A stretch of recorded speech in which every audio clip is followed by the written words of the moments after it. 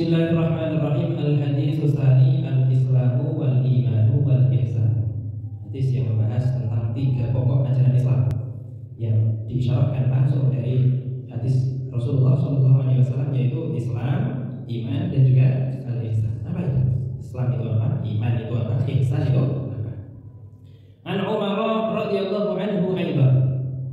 Hadis diriwayatkan dari sahabat Umar. Jadi kemarin hadis yang pertama diriwayatkan oleh sahabat Umar bin Khattab. Ini hadis yang kedua juga sama, diriwayatkan oleh sahabat Umar bin Khattab radhiyallahu anhu. Aidan. Begitu juga hadis yang pertama diriwayatkan Umar, hadis yang kedua juga diriwayatkan Umar, di bahasa Arabnya aidan. Qala, beliau berkata, "Bainama nahnu julusun 'inda Rasulillah sallallahu alaihi wasallam." Suatu ketika kita duduk di samping Rasulullah. Kita itu berarti bukan hanya sahabat Umar, di sampingnya ada sahabat-sahabat yang lain. Dan ini merupakan satu kebiasaan Rasul membaur dengan masyarakat di sekitarnya. Momen berjumpa tidak hanya lewat momen resmi di pengajian-pengajian. Nah, ini sedang duduk-duduk ya, duduk-duduk di emperan masjid atau di samping masjid sambil berdakwah, malah akan terasa lebih mengena seperti itu ya. Jadi sebagaimana misi dari Rasul itu adalah menyampaikan wahyu, sebagai pendakwah itu setiap momen, setiap saat Nabi menyampaikan. Begitu juga kalau bisa juga kita sebisa mungkin untuk mewarnai di setiap perkumpulan ketika duduk-duduk ada bagian di sana amal ma'ruf nahi mungkarnya. Jangan sampai kita duduk, kita berkumpul tapi semuanya itu tidak ada nilai positif baik dunia maupun akhirat. Ini sering Nabi duduk-duduk tidak kok Nabi ini sosok yang menyeramkan untuk masyarakatnya, kemudian dia itu kalau bahasa orang dulu topo seperti itu ya, pokoknya dikuamat saja sepindah ya. Nabi membaur seperti itu. Dan setiap berkumpul di sana ada istifadah ya. Ada ilmu yang disampaikan oleh Rasulullah, ada sebuah ajakan, ada anjuran-anjuran yang bersifat menggugah dalam urusan akhirat, termasuk dalam hadis yang disampaikan oleh sahabat Umar. Satu ketika kita duduk ya bersama dengan Rasulullah sallallahu alaihi wasallam, data yang dalam suatu hari yang ditentukan harinya apa, tanggalnya berapa itu tidak penting seperti itu. Ittala'a alaina rajulun. Tiba-tiba, itu bahasa Indonesia ini tiba-tiba, sesuatu yang tanpa terduga. Bahasa Jawa ini apa? Ujug-ujug atau tiba-tiba tola'a alaina, muncul di hadapan kita rajulun syadidu bayadhi siyah. Secara tiba-tiba muncul seorang laki-laki syadidu bayadhi siyah, memiliki atau memakai pakaian yang sangat putih sekali. Secara tiba-tiba muncul. Ini aneh ya. Biasanya kalau muncul ya dari kejauhan sudah kelihatan. Apalagi kan di zamannya Nabi kan rumah kan tidak begitu padat seperti zaman sekarang ya. Dari kejauhan sudah ada. Ini enggak. Ini tiba-tiba kok langsung menungul gitu ya di depannya. Ini aneh nih. Ada seorang laki-laki pakai pakaian yang putih. Padahal di Arab itu kan ya, di zamannya Nabi turunnya di sini insyaallah di Madinah. Keadaannya panas gitu ya. Kalau orang asing datang pasti seandainya pakai pakaian putih pun dia putihnya sudah kusut ya. Karena perjalanan jauh kan sudah kusut, apalagi di sana banyak debu berterbangan. Kita saja dari rumah kalau mau berangkat gitu ya, mau berangkat perjalanan macet sudah ganteng, pakaiannya bagus, naik mobil nanti turun, misal dari sini ke Semarang, turun dari Semarang sudah kusut ya. Bajunya yang tadinya putih sudah berwarna ya agak kecoklatan seperti itu ya. Ini enggak, tiba-tiba datang di hadapan Nabi, kemudian apa? Bajunya masih seger, bukan hanya sekedar bayat saja, tapi syadidu bayat, banget putih, sangat putih, bercahaya mencorong, berkilau seperti itu. Syadidu sawadi sya'ar. Dan lebih aneh lagi, rambutnya itu hitam sekali. Jadi seakan-akan kayak habis mandi, kemudian ujung-ujung ketungul di depan. Tapi ini kan orang aneh, tidak ada yang kenal. Sahabat yang ada sekitar yang duduk bersama dengan Nabi ini tidak ada yang kenal. Ya, kalau orang tidak kenal kok tiba-tiba datang dengan pakaian bersih, baru, berkilau, bercahaya, rambutnya hitam, tidak apa itu bahasa Jawanya apa? Kusut gitu ya, rambutnya tidak kusut. Kalau kita ya, kalau perjalanan jauh ya, tidak usah jauh-jauh ya. Dari sini sampai Kertek misal nggak pakai helm, di zaman dulu kan nggak pakai helm ya. Misal nggak pakai helm, rambutnya pasti tidak karuan. Wis morat marit. Ini enggak, rambutnya itu masih hitam, mengkilau seperti itu ya, seperti iklan sampo ini rambutnya ya. Syadidu sama disyari banget ya bahasa sahabat Umar membahasakan dengan syadid ya, sangat hitam. La yura alaihi asarus safar. Tidak tampak pada seseorang tersebut yang datang ini asarus safar ya, bekas dari perjalanan tidak ada. Kayak itu baru datang gitu. Padahal ini orang asing, orang aneh lah kok. Di situ orang aneh tidak ada yang tahu tiba-tiba datang di hadapan Nabi. Wala ya'rifu minna ahadun, kita dari kalangan sahabat ada yang kenal. Kita ada kenal. Ini geleng-geleng ini siapa ya? Pokoknya sambil bergumam aja ini para sahabat sambil menikmati alurnya seperti itu ya. Hatta jalasa ila Nabi. langsung di hadapan Nabi, duduk di depan Nabi. Kita sedang duduk ya bersampingan dengan Nabi seperti itu ya. Kalau misalnya ada emperan ini depan sini ya, ada ambalan-ambalan seperti itu. Lah ini sahabat dan Nabi itu kan berjejer-jejer. Ini orang tiba-tiba datang langsung di hadapan Nabi, ya, di depan Nabi. Fa'asnada rukbatayhi ila rukbatayhi. Kemudian orang tersebut itu menyandarkan lututnya ke lututnya Nabi. Jadi antara lututnya orang aneh ini, orang asing tersebut ya, dengan Nabi ini disandarkan, didekatkan. Wa wada'a kaffayhi 'ala fakhidayhi. Kemudian orang tersebut meletakkan dua telapak tangannya ke pupunya Nabi. Jadi apa ya, bahasa yang lebih halus dari pupu itu pahanya. Paha diletakkan di pahanya seperti itu. Tangannya orang asing tersebut diletakkan di pahanya Nabi. Kemudian apa ini namanya? Lututnya orang asing tersebut ditempelkan di lututnya Nabi. Sangat berdekatan sekali seperti itu.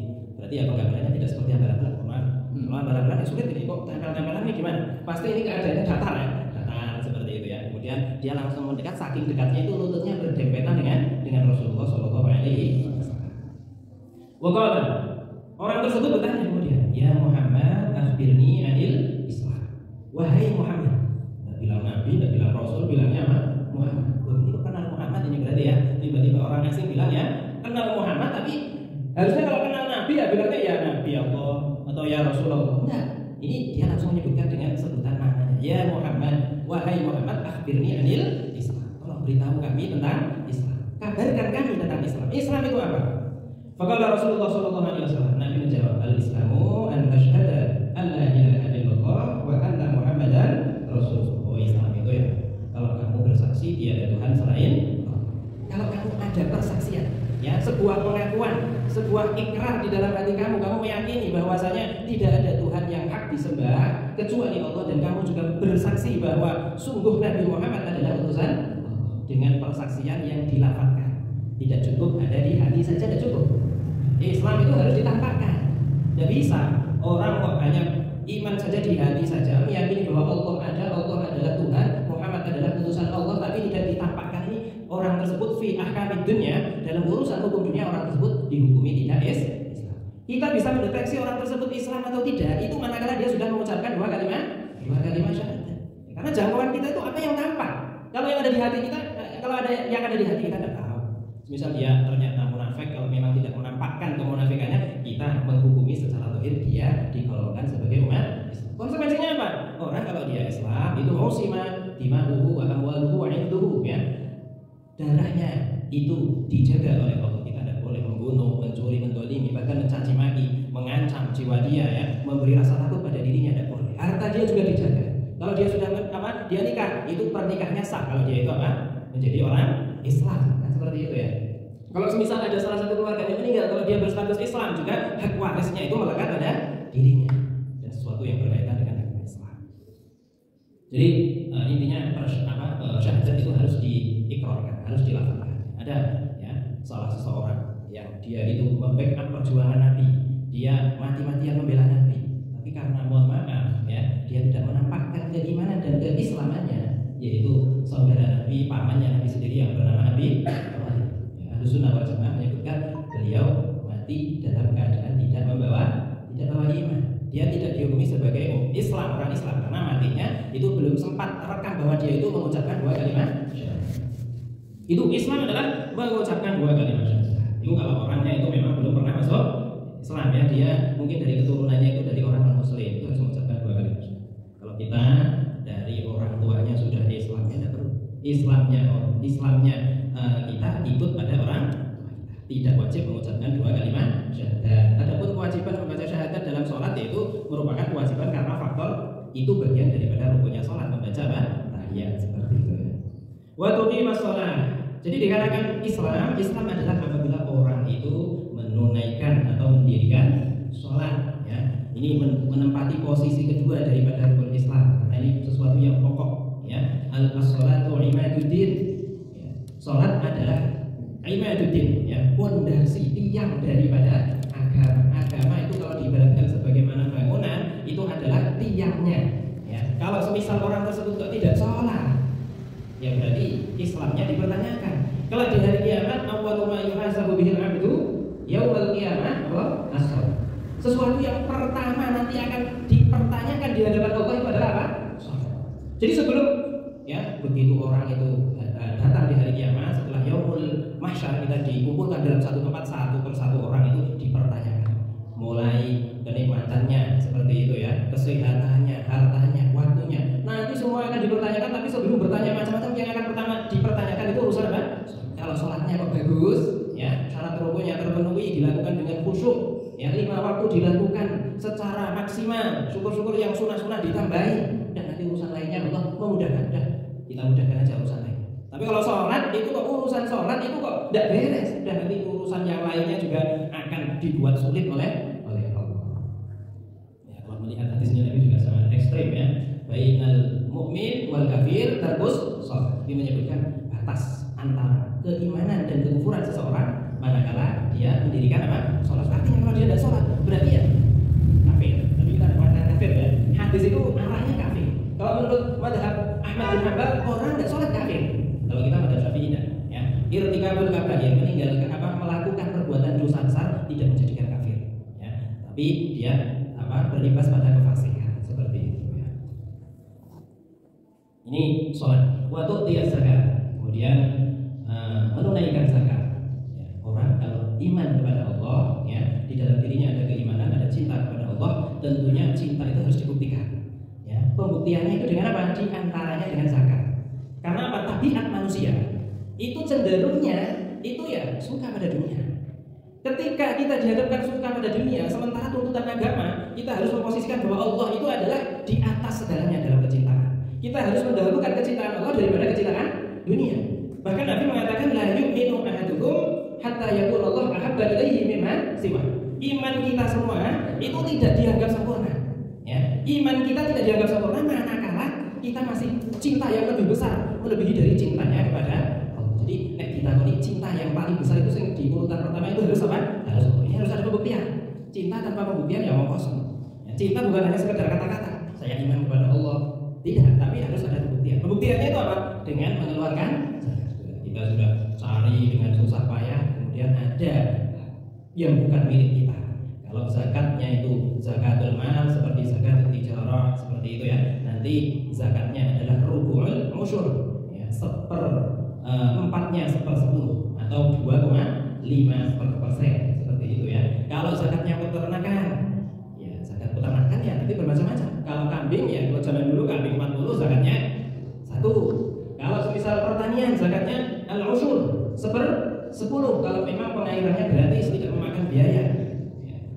Kalau makan biaya itu zakatnya nisful usyur ya, separuh dari 1/10 berarti 5% dan seterusnya. Itu ada di pembahasan zakat, dan insya Allah sebentar lagi kita akan menunaikan zakat. Tapi zakatnya zakatul abdan ya, zakat badan, sangat murah sekali, cukup dengan membayar berapa? 27 ya, 2,7 kilogram ya. Kalau di zamannya Nabi itu satu sok setara dengan 4 mud. 1 mud setara dengan sekitar 6 atau 7 on ya, ada yang mengatakan 7. Kalau semisal 7 berarti 7 kali 4 berapa? 28 ya saya. Mungkin itu ada koma-komanya. Kemudian di apa namanya, di kekinian ya, kemudian dibahasakan zaman sekarang kalau orang merumuskan 2, dan yang benar 2,7. Ya benar, benar ya. 2,7 seperti itu ya. 2,7 sekarang beras mahal ya, kayaknya nanti akan naik gitu ya. Tapi semahal-mahalnya berarti berapa? Katakan kalau semisal 20 sudah enak sekali nih, beras 20 sangat mahal ya. 20 kalau kali 3 60, tapi ada sampai 3 ya. Ya mungkin 55 mungkin lah ya. 55 dalam tempo 1 tahun. Murah sekali ya. Kalau kita bayangkan ini sebagai pajak kita seperti itu ya. Itu pajak 1 tahun cuma 55, sangat murah sekali. Dengan punya kendaraan pajaknya itu banyak ya. Apalagi kalau pajak mobil, apalagi kalau mobilnya mewah seperti itu ya. Wah, ini sangat. Mobil nggak mewah saja lebih dari 50.000. Jangankan mobil, sepeda motor aja lebih dari 50.000. Jadi sangat murah sekali. Itu pun kalau mampu, kalau tidak mampu ya tidak wajib seperti itu. Tidak usah kemudian tidak mampu kok direwangi utang-utang untuk bayar zakat. Ini sebuah kesalahan. Kalau tidak mampu bilang aja tidak mampu. Bisa rumahnya besar, kendaraannya ada, tapi pas lagi tidak punya uang. Bisa juga kan seperti itu kan. Jadi tolak ukur mampu atau tidak itu kalau fikih mengatakan kalau satu hari besok hari raya dia punya uang cukup untuk makan 1 hari besok, maka dia dikatakan kaya. Kalau dia besok aja tidak punya uang, beras tidak ada persediaan untuk makan 1 hari besok yang hari raya tidak ada, fix dia adalah orang miskin. Tidak usah zakat apa-apa, tidak wajib seperti itu. Itu zakat. Wa tasuma Ramadan. Bahkan di zamannya Abu Bakar itu orang yang tidak meyakini akan adanya zakat itu diperangi artinya dibunuh. Orang yang menolak tentang kewajiban zakat. Wa tasuma Ramadan, termasuk kewajiban umat Islam sebagai bagian daripada rukun Islam adalah puasa di bulan Ramadan yang sekarang kita sama sedang menjalankan, ya. Allah mensyariatkan puasa itu sangat luar biasa dari sisi syariat, dari sisi kesehatan, semuanya ada, ya. Konsep yang dibawa oleh agama Islam sangat luar biasa. Sumu tasihu, secara fisik menyehatkan, seperti itu ya. Selama setahun kita makan sembarangan seperti itu ya. Nah ini kalau puasa nanti racun-racunnya ini keluar semua. Ini apa yang disampaikan oleh Nabi benar adanya. Sumu tasihu, dengan kita puasa maka sehat badan kita, membuang racun-racun seperti itu. Misi utama daripada puasa sebagaimana apa yang disampaikan oleh Allah, ya, la'allakum tattaqun. Puasa itu supaya meningkatkan apa? Ketakwaan. Dan ini nyata. Orang kalau puasa minimal mau maksiat saja ingat, saya sedang puasa. Kan seperti itu ya. Kita mau bohong, saya sedang puasa. Kita mau maksiat, saya sedang puasa. Ini dorongan ketakwaannya sangat luar biasa. Karena memang yang namanya kemaksiatan itu adalah dorongan dari syaitan. Syaitan itu naiknya itu pakai kendaraan nafsu. Nafsu itu medianya itu karena apa? Karena makan. Ya, karena makan. Kalau tidak ada makanan ya dia tidak ada yang dinaiki. Sehingga lemes untuk melakukan kemaksiatan itu tidak pantas. Orang puasa kok maksiat itu ya percuma puasa. Seperti itu ya. Ini puasa Ramadan merupakan bagian daripada rukun Islam. Wa tahujjal bait in istata'ta ilaihi sabila. Kemudian haji bagi yang mampu sebagaimana yang disyarahkan oleh Allah di dalam Al-Qur'an, walillahi 'alan nasi hajjul baiti hajjul baiti man istata'a ilaihi, bagi yang mampu, tidak usah dipaksakan seperti itu. Qala sadaqta. Ini kembali cerita. Jadi orang ini bertanya tentang Islam, dijawab bla bla bla oleh Nabi. Kemudian orang tersebut setelah mendengarkan jawaban Nabi langsung jawab sadaqta. Benar. Fa'ajibna lahu yas'aluhu wa yusaddiqu. Sahabat berkata, wah kita semua heran. Ini orang apa ya? Tanya, setelah tanya dijawab malah membenarkan. Lanjut ceritanya. Qala akhbirni 'anil iman. Beritahu kami tentang iman. Iman itu apa? Qala antumina billah wa malaikatihi wa kutubihi wa rusulihi. Iman itu adalah percaya. Artinya bagaimana? Percaya, yakin akan adanya Allah. Yakin bahwa Allah adalah Tuhan kita. Yakin bahwa kita ini yang menciptakan Allah. Ya, kita diciptakan di dunia ini adalah diperintahkan untuk menyembah Allah. Kita yakin benar bahwa kita hidup di dunia ini tidak secara tiba-tiba, tidak secara hanya supaya memenuhi dunia ini saja, mewarnai dunia ini saja. Tapi Allah mengadakan yang tadinya tidak ada menjadi ada. Kita kan tadinya kan tidak ada ya. Beberapa tahun yang lalu kita tidak ada. Kemudian kita menjadi ada. Coba kita berpikir. Kita dari ada menjadi tidak ada. Nanti suatu saat juga akan tidak ada lagi. Sekarang Allah mengadakan kita di dunia ini sebenarnya untuk apa? Apakah supaya masyarakat di sini ada orangnya? Atau gue pantas-pantas no, kosok neng bunyo orang wongi? Apakah ada misi yang lain? Ternyata tidak ya. Allah mengadakan, menciptakan, mewujudkan kita di muka bumi ini adalah untuk beribadah, Wa khalaqal jinna wal insa illa liya'budun. Tidaklah Allah menciptakan jenis makhluk manusia dan jin kecuali ciptaan ini ditujukan untuk supaya hidup di muka bumi ini beribadah kepada Allah. Itu adalah bukti dari keimanan kita. Wa malaikatihi, kita juga sebagai perwujudan iman adalah iman kepada malaikatnya Allah. Kita meyakini, yakin, percaya bahwa Allah punya malaikat. Yakin enggak? Kita pernah lihat malaikat atau tidak? Belum pernah. Aneh ya? Belum pernah melihat tapi disuruh apa? Yakin. Yang namanya agama itu urusannya barang gaib. Makanya di muqaddimah di awal Al-Qur'an Allah menyebutkan alif lam mim dzalikal kitabul la raiba fihi hudal lil muttaqin alladzina yu'minuna bil ghaib. Jadi iman pada barang gaib. Semuanya gaib ini. Apa namanya? Allah gaib bagi kita ya. Allah gaib tapi bisa dirasakan bagi mereka yang bertakwa, yang dekat dengan Allah sedekat-dekatnya ya. Kemudian kita belum pernah melihat ataupun menyaksikan atau menyentuh yang namanya makhluknya Allah malaikat, tapi kita diperintah untuk meyakini. Apalagi malaikatnya Allah itu jumlahnya la yuhsa, tidak ada yang tahu kecuali Allah ya. Disebutkan di dalam surah At-Taufik itu ya, setiap tetesan hujan itu dibarengi oleh malaikat. Satu tetesan hujan dibarengi satu malaikat. Kita wudu ya, kita wudu itu setiap bekas wudu itu menjadi malaikat yang senantiasa meminta ampun kepada kita.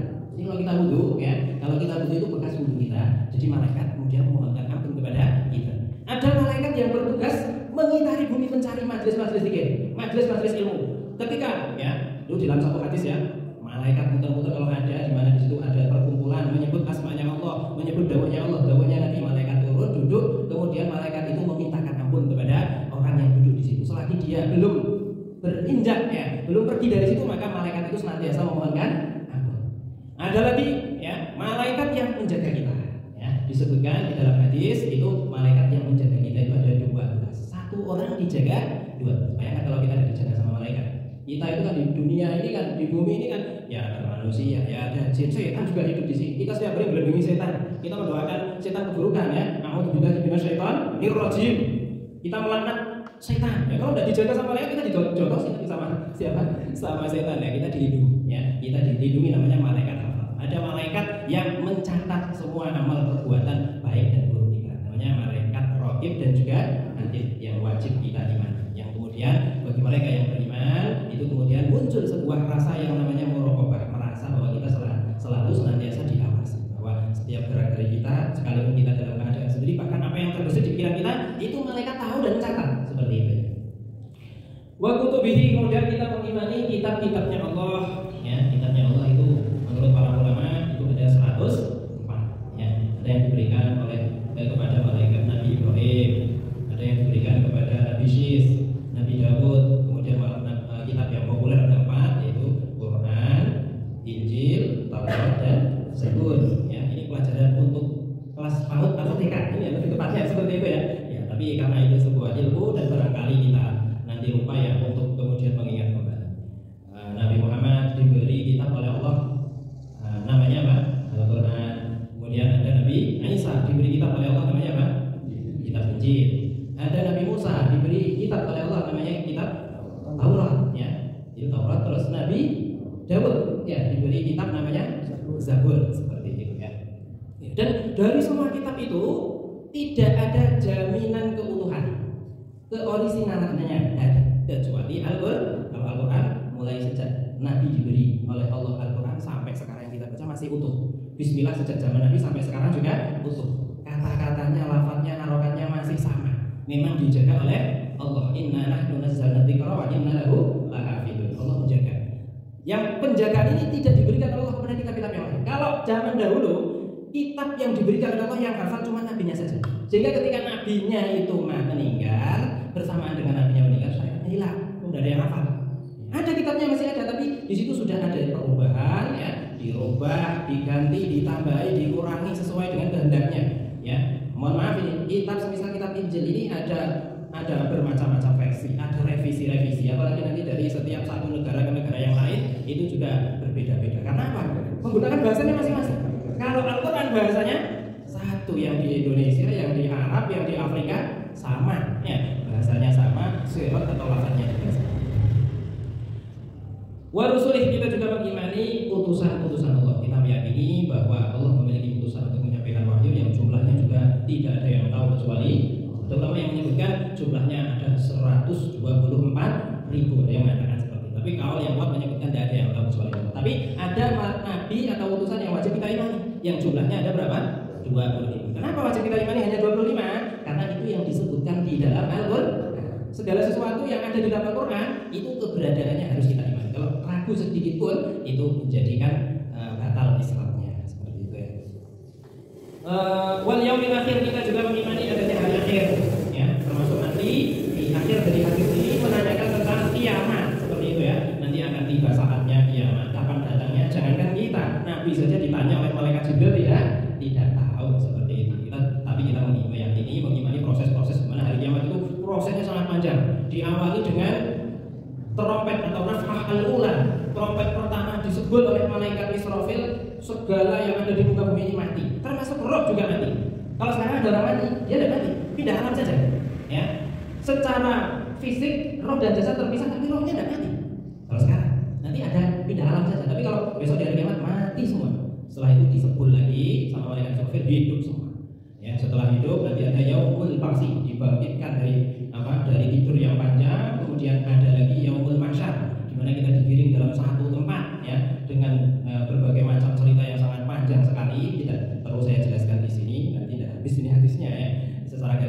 setelah yaumul mahsyar itu ada yaumul hisab baru.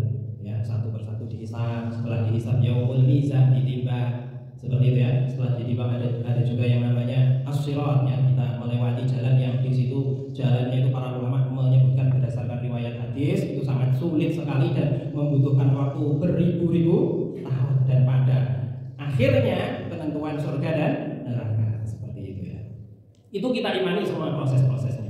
Wa tu'minu bil qadari khairihi wa syarrihi, kita juga mengimani adanya kepastian dari Allah Subhanahu wa taala, baik yang cocok di hati kita ataupun yang tidak, baik buruknya diserahkan kepada Allah. Semuanya sudah ditentukan oleh Allah, semuanya sudah ada nasib kita masing-masing, rezekinya, jodohnya, matinya, seperti itu ya. Bahkan itu termasuk di ilmu azalinya Allah. Di azali itu di zaman dahulu qadim ya, bersamaan dengan sifat ilmunya Allah.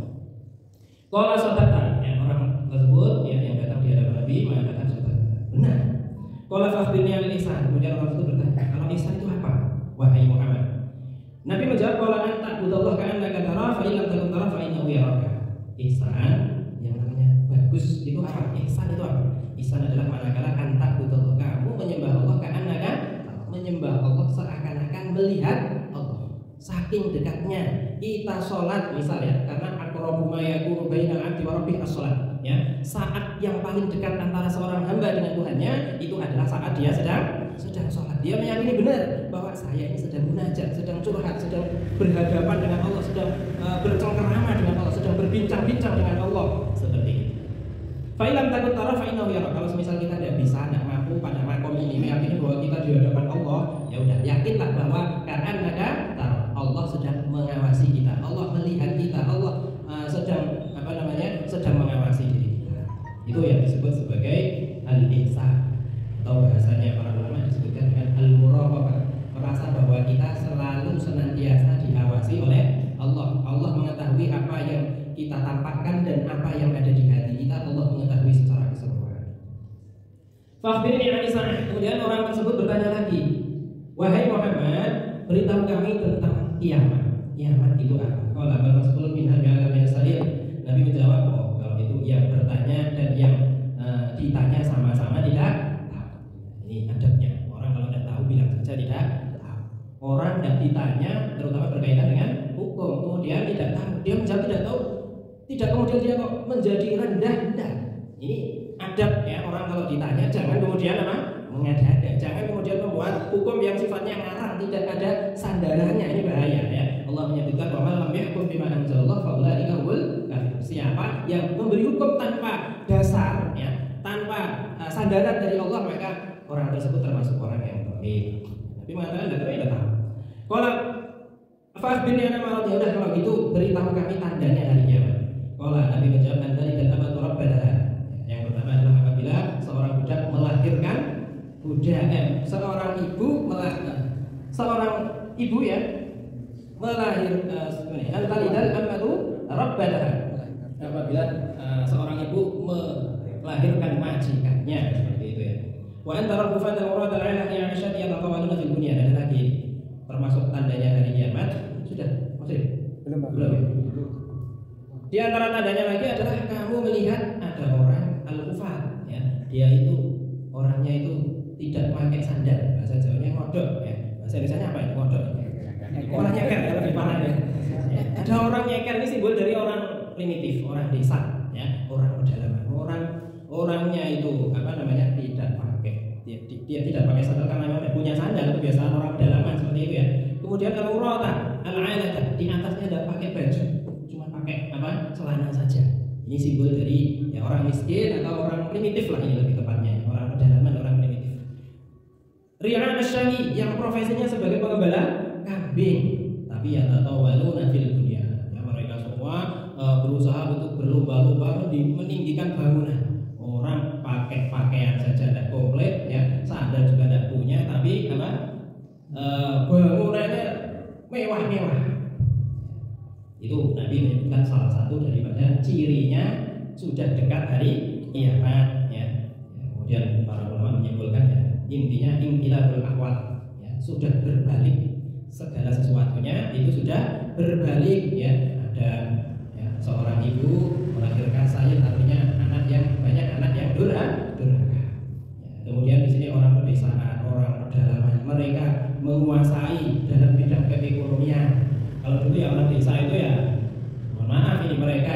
buruk. Mereka itu ya pokoknya apa yang ada untuk mencukupi kebutuhan gitu saja. Tapi untuk di zaman akhir tidak seperti itu. Suman tolako. Setelah itu orang tersebut pergi falabis kembali. Kemudian suasananya hening sejenak. Ya, sumakola. Kemudian Nabi berkata, ya Umar, wahai Umar, Anda dari man asalim? Kamu tahu tidak tadi yang bertanya siapa? Qultu Allah wa Rasuluhu a'lam. Ya, saya menjawab Allah dan Rasulnya lebih mengetahui. Qala fa innahu Jibrilu atakum yu'allimukum dinakum. Oh, tadi itu Jibril, dia datang untuk memberitahu, untuk mengajarkan kepada kamu sekalian tentang agama, yaitu Islam, iman dan juga ihsan. Ya, banyak sekali pelajaran yang bisa kita ambil ya, dari hadis ini. Namun ini waktu sudah tidak memungkinkan lagi.